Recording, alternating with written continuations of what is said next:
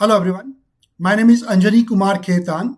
I am based out of Bangalore, and in this video we will continue our deliberation on the video series related to the prior period errors. So in the last two videos you would be able to recollect we have already discussed what these prior period errors are and whether all prior period errors need correction. Now the next logical question is, having identified that yes, there are prior period errors, then the next logical question is when to correct such prior period errors. That is, has to do with the timing of the correction of the errors and how to correct those prior period errors. This is the process by which the error need to be corrected. So we will see these two questions one by one in this particular video. So when to correct? In terms of the timing of the correction, let us see what the standard has to say. Now, if you look at paragraph 42 of Ind AS 8, and for that matter, IAS 8 from the IFRS perspective, paragraph 42 of both these standards require that material prior period errors is to be corrected when it is discovered that such material prior period errors have actually occurred. And the standard continues to give guidance that such identified material prior period errors need to be corrected in the first set of financial statements which are prepared after the discovery of the error. So if you see at the bottom, if you look at the timelines, assume you have a scenario where there was an error which happened actually in the financial statements for financial year 2018-2019. However, this got discovered, the error got discovered or identified only during, let us say, financial year 22-23.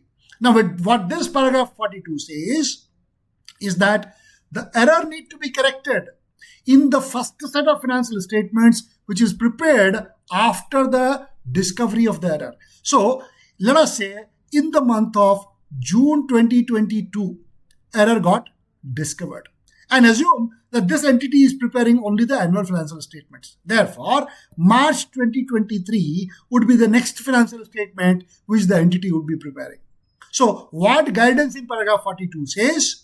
That since you have identified the error related to 2018-19 in June 2022, the correction has to be in the first set of financial statements which is prepared as of March 2023 related to FY 22-23, because the discovery of the error, though related to the prior years, has been made on June of 2023. This is the guidance given in paragraph 42 of the standard.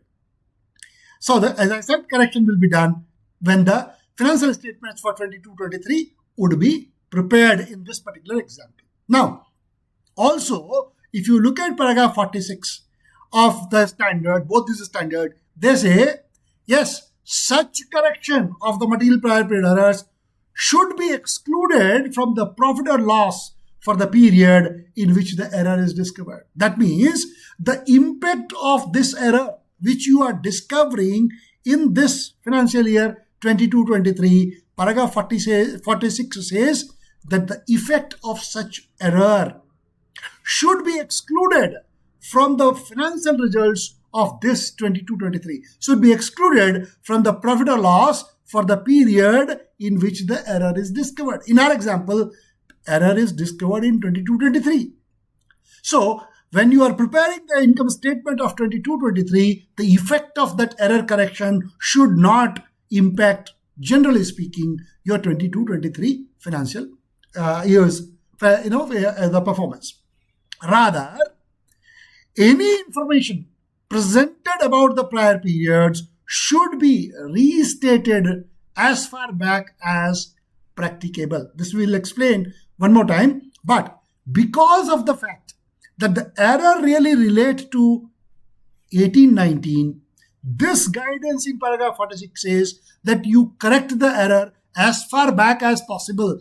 Ideally speaking, you should correct 2018-19 balances, and of course, this will have the impact, which we will see in the subsequent slides, that your opening balance sheet need to be kind of changed because of the correction of the errors. This aspect I will cover subsequently when we look at the process of correcting the prior period error. So this is the sum and substance of what is the point in time when you need to correct the identified prior period errors. Now moving on to the next logical question. Okay, how to correct? Now the errors can be relating to various periods. So let us see what the guidance is given in the standard. Paragraph 42 continues to give guidance, and it says that Ind AS 8 and IAS 8 from the perspective of IFRS, paragraph 42 says that correction of such identified material prior period errors should be done. Correction should be done. Let us say you are looking at these 2 years. If the error happens in this period, you are preparing the financial statement for 2023. If the error relates to immediately preceding financial year, which is the comparative year presented, then this rule will apply, or this guidance will apply.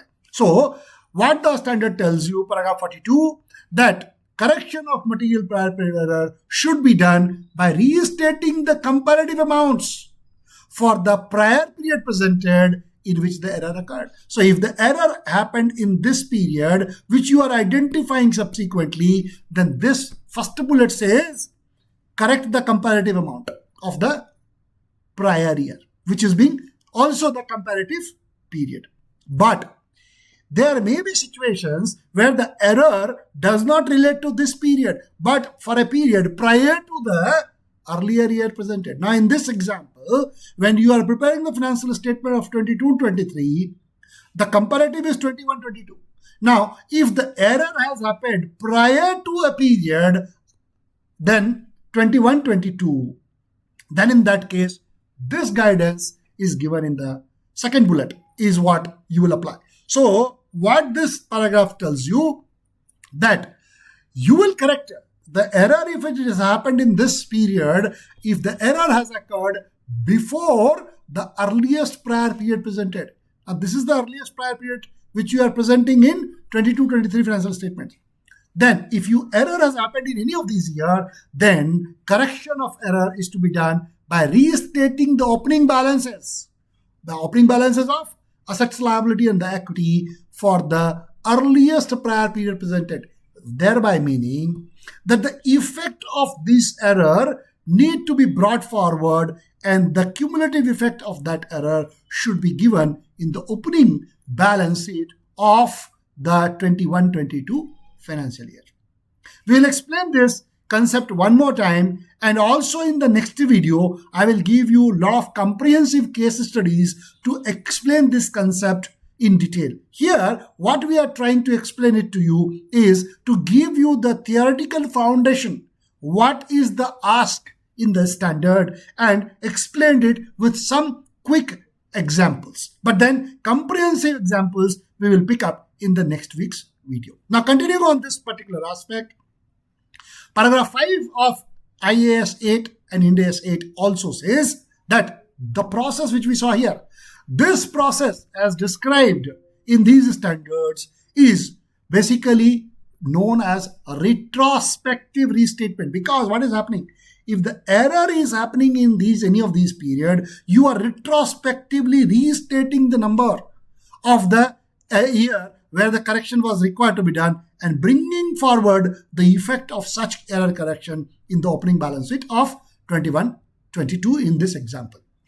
So paragraph 5 says this process is described as retrospective restatement, which is also defined as correcting the recognition, measurement and disclosure of amounts of the elements of the financial statements as if a prior period error has never occurred. Because if error has happened in any of these three periods, then you are correcting the elements, that all your assets, liabilities and the equity, you are correcting in such a way as if error had never occurred.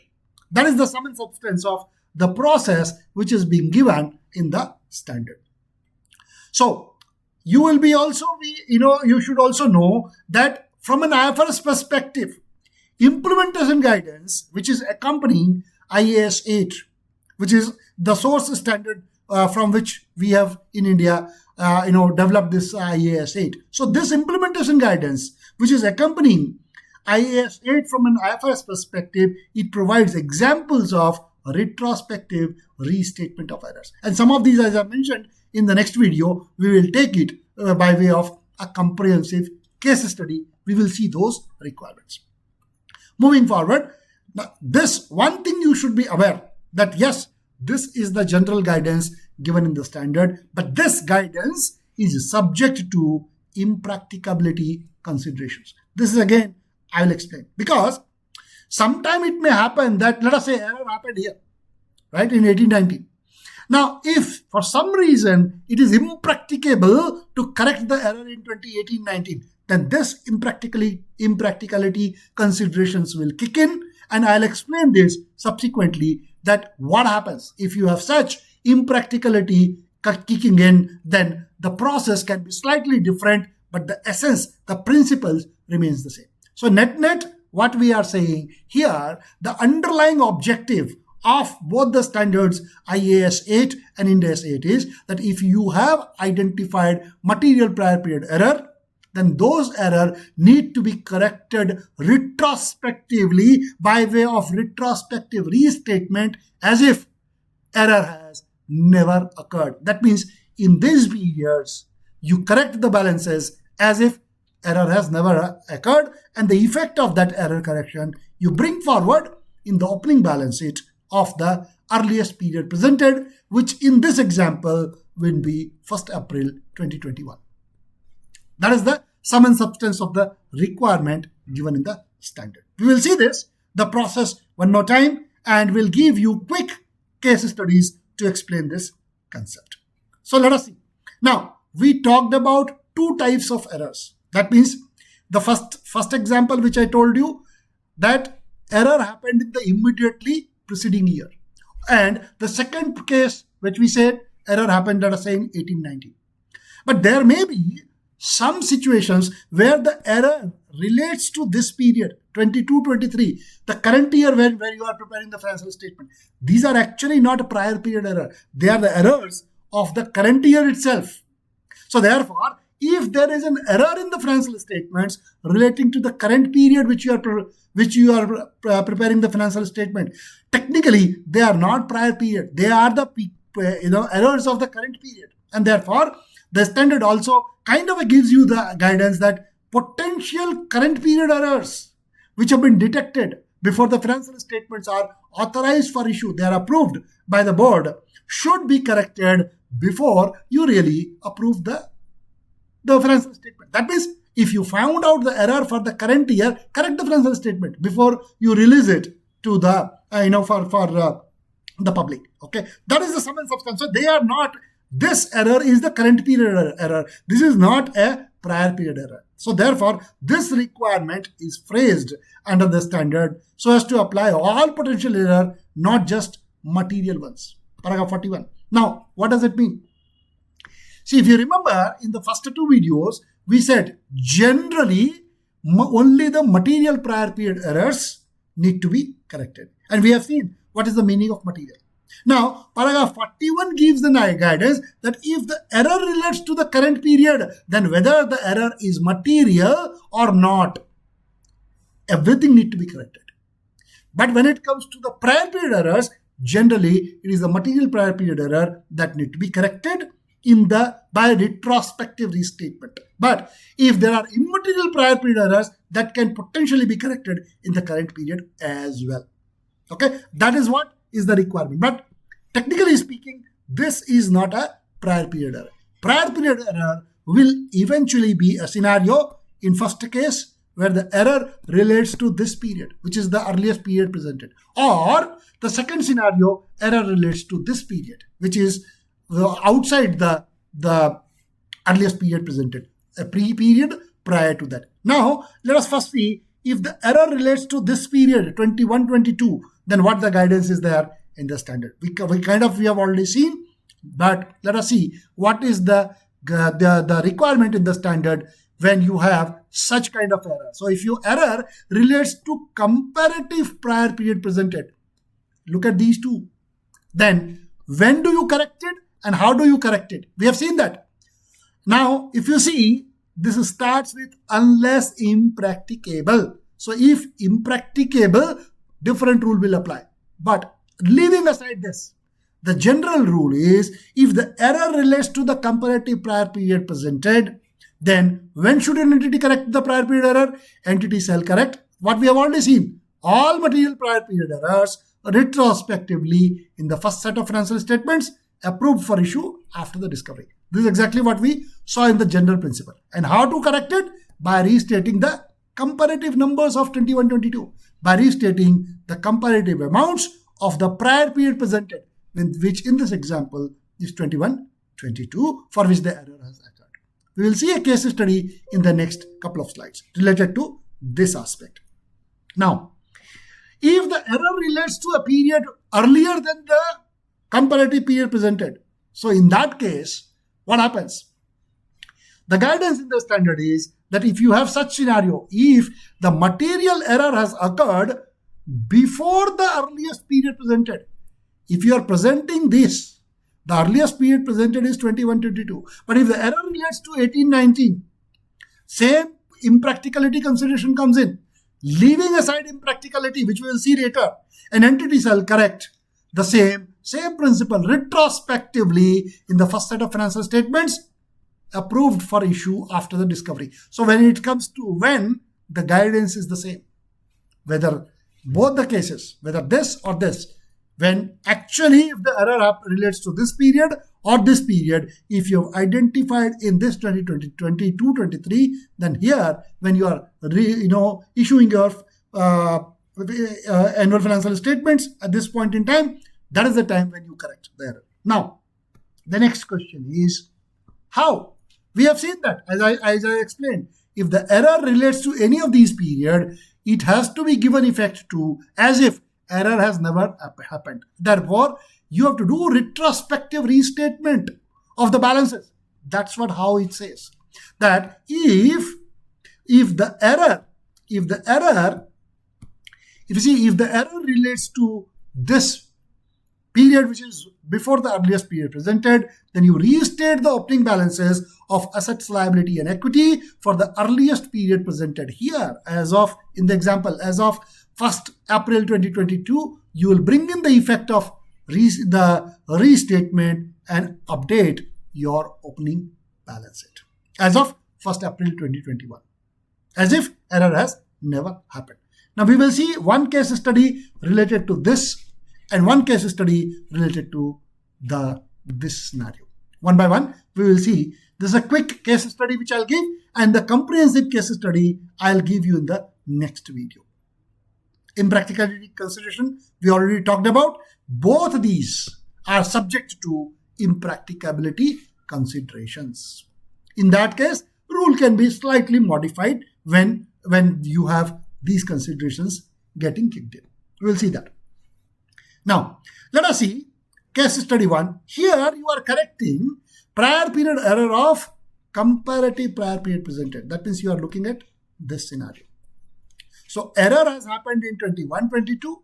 You are correcting in 22. You identified in 22-23, and therefore the correction need to happen at this point in time. Let us see this by way of a case study. For simplicity, I have brought forward, and continuity I have brought forward on the left hand side whatever text which we have seen in the previous slide. Now let us see in the right hand side the case study. Now, while preparing the financial statements for 22-23, a material error in the depreciation provision of the preceding year, that means this 21-22, is discovered. So the error relates to this period, and the error is discovered in 22-23. So the amount, what was the error? Amount recognized, this is the error. The amount recognized in profit and loss for this year ended March 2022, you have incorrectly recognized depreciation expense of 1 lakh instead of 50,000, and correspondingly your provision for depreciation also was overstated. So there is an error to the extent of 50,000 rupees, because rather than recording the depreciation of 50,000, you have recorded 1 lakh, and assume in this case these numbers are significant or material. Now in this case, we have seen what happens if you are looking at this scenario where error has happened in the comparative period. The guidance is simple. How to correct it? Correct the comparative number. So this is what the process would be, how you correct this error of excess depreciation of 50,000, 1 lakh in place of 50,000. So if you see at the bottom, what we are saying, this is the process by which this error will get corrected. So in this case, when presenting the financial statement for 22-23, at this point in time, when you are preparing the financial statement, depreciation expense for the prior year, for the comparative year 21-22, you will decrease, because you have to decrease it by 50,000 rupees and restate. So the comparative depreciation expense will be only 50,000 by way of error correction. And therefore, now if you decrease, the provision also need to be reduced, thereby meaning if the provision gets reduced, your property, plant, equipment's carrying amount for the previous year will also get increased to offset this particular error. So the second point, you reduce your expense, you reduce your provision, and the carrying amount of the PP&E for the comparative year will be increased by 50,000 rupees due to the restatement of this accumulated depreciation. And therefore, this will result in consequential restatement of the opening balances at this point in time, because your profit numbers will change. The moment you correct the errors of these two, the profit numbers will change, and therefore your opening balances of the retained earnings and the property, plant and equipment for 22-23, which is this period, opening balance, that will change when you are correcting the error related to this period. And this is exactly what is being stated here. Here, error is discovered in 22-23. Correct error in 22-23 financial statements here by restating the comparative amount for 21-22, and this will result in consequential restatement of opening balances as at 1st April 2022. That is the sum and substance of how the prior period error need to be corrected. Now let us look at another scenario, that you are now trying to correct prior period error which happened in a period before the earliest period presented. Now earliest period presented is, in this case, is 23-24. Let us say error happened in 21-22 in this period. So how do you correct it? We have seen this. You have to do retrospective restatement as if error has never happened. And that's how we will do it. Let us see this. One quick case study. I have again brought forward on the left hand side the text. This is the guidance which we saw on the earlier slide. I have brought forward for continuity purposes. Now let us see the case study on the right hand side. Now here, what happens? You are preparing the financial statement for 24-25. You are preparing the financial statement for 24-25, and here an error is discovered. You are discovering an error in 24-25. Now the error happened in 21-22, which is outside of the earliest period presented. It happened here. In this case, the prior period error will be corrected by restating the opening balances of whatever error is. Let us say if the same error of the depreciation is there, and then your depreciation and the carrying amount of the asset will be restated, and then opening balances as of 1st April 2023 also need to be restated. And that's exactly what it says here. In this case, the prior period error will be corrected by restating the opening balances of the relevant assets or liabilities. In our example, let's say your carrying amount of the asset and the retained earnings for 23-24 this year, earliest prior period presented, and by restating the component of the equity. Because in our case, if your depreciation expense goes down, your retained earnings and P&L balances will go up from an opening balance sheet perspective. And obviously, this will result in consequential restatement of the balances. And one more point you have to be aware of. When you are correcting this, I'm just trying to relate the requirement of IAS 8 and Ind AS 8 to, you might already be aware, in the concept in the Ind AS 1 and IAS 1, there is a concept of third balance sheet as given in paragraph 40A of these two standards. Now, if you are doing retrospective restatement, apart from doing the error correction, you will also be required to prepare the third balance sheet as required under paragraph 40A of Ind AS 1 and IAS 1. Okay, maybe I'll create one more video at some point in time later where I'll give you the concept of the third balance sheet as well in one of the subsequent videos. But you should be aware that apart from complying with the requirement of Ind AS 8 and IAS 8, if you have such retrospective restatement and thereby you are preparing the opening balance sheet as on 1st April 2023 in this case, then you also need to prepare the third balance sheet as required in paragraph 40A of Ind AS 1 and also in IAS 1. Okay, that's how you have to look at and read the guidance of this standard. Now, this brings us to the last topic for today, is the impracticability consideration. We saw that if there is impracticality comes in, then there will be a slight modification in the process of doing the error correction. Now, what do you mean by impracticable considerations? Let us see this. Let us say you are preparing the financial statement of 2022-23. Earliest presented is 21-22. Now, if the error happened in 2016-17, then ideally speaking, you should correct the balances of 2016-17 and bring forward the effect as of this opening balance sheet. That's what we saw. But assume, let us say for 16-17 data is not there. Let's say some problem is there. Let's say there was no records are available for 16-17. Let's say there was a fire, and because of which every record got destroyed. Now, in those circumstances, what the standard says, that if period-specific effect of the error is impracticable to determine. What do you mean by period-specific effect? Means effect of the error for each of the financial year. So, for example, you may not be able to, in this case, you are not able to determine the effect of 16-17, but you are able to determine the next years involved, the effect. So 17-18, 18-19, 19-20, 20-21. For these 4 years, you are able to determine the effect of the error. But for this year, you are not able to determine.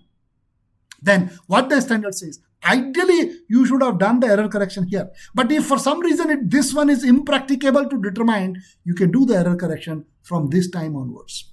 So what it says, if you look at on the left-hand side, if period-specific effect of the error is impracticable to determine, then you can restate the opening balances of the assets, liability, and equity at the beginning of the earliest period for which restatement is practicable. So in our example, 17-18 onwards, you can do the restatement.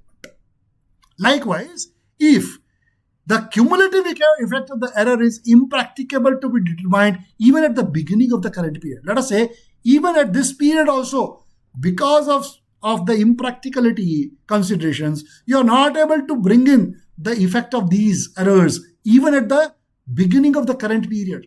Then the standard says, okay, you can give the effect of this error prospectively. But these are very, very unusual circumstances where it will happen. So that's what the standard gives you. These are exceptional situations. The general requirement is that you have to really restate by way of retrospective restatement as if error has never ever happened. Okay, this is what I wanted to cover for this particular video. As I mentioned, in the next video, we will look at the comprehensive case studies to give all of these concepts related to the correction of material prior period errors. I'll give you 2-3 case studies, and then that will solidify and cement your understanding of this entire topic on the prior period error and its correction. This is what I wanted to cover for this particular video. This is my social media link. This is the link of my YouTube channel. This is my LinkedIn page. Please connect with me. Subscribe to my YouTube channel. and comment on this. Give some feedback so that I understand whether these videos which I've started over the last 6 months or so, whether they are helpful and you are able to see that whether they are adding value from your knowledge critique perspective. Okay, I will really love to hear from you, and we'll continue to remain engaged on this endeavor which I was